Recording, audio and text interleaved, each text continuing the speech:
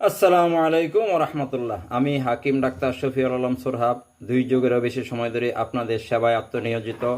তো আজকে বলে দেব, যারা অশ্ব, গ্যাস, বগন্ধ, ফেস্টুলা, হারিস বা পাইলসের সমস্যায় ভুগছেন, যাদের পায়ুপথে রক্ত যায়, তারা কিভাবে প্রাকৃতিক উপায়ে একবারে সম্পূর্ণ ঘরোয়াভাবে এর ওষুধ তৈরি করে নিজের ওষুধ নিজে খাবেন, আজকে বলে দেবো সেটি।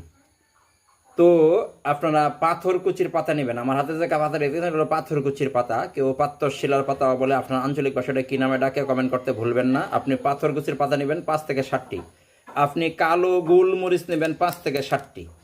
দুইটা একসাথে পাটায় পিষে অথবা ব্লেন্ডার করে রস করে নেবেন। এই রস 1 কাপ পরিমাণ সকালে, 1 কাপ পরিমাণ রাতে খাবেন। যারা নতুন অশ্বগেজে ভুগছেন তাদের জন্য 1 থেকে 2 সপ্তাহের মধ্যে সারা যাবে। আর যাদের রোগটা দীর্ঘদিনের 2-3 বছর 5 বছরের পুরাতন, তারা 15 দিন থেকে 1 মাস একটানা খাবেন।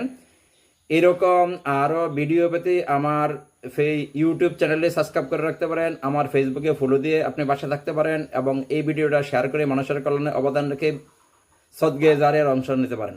আমার এরকম আরও ভিডিও পেতে বা আমার বিস্তারিত জানতে, অশ্ব, গ্যাস, পালস টোটাল কেমনে ভালো করা যায় এই বিষয়ে জানতে আমার নাম্বারে কল করে বিস্তারিত জানতে পারেন। আসসালামু আলাইকুম রহমতুল্লাহ।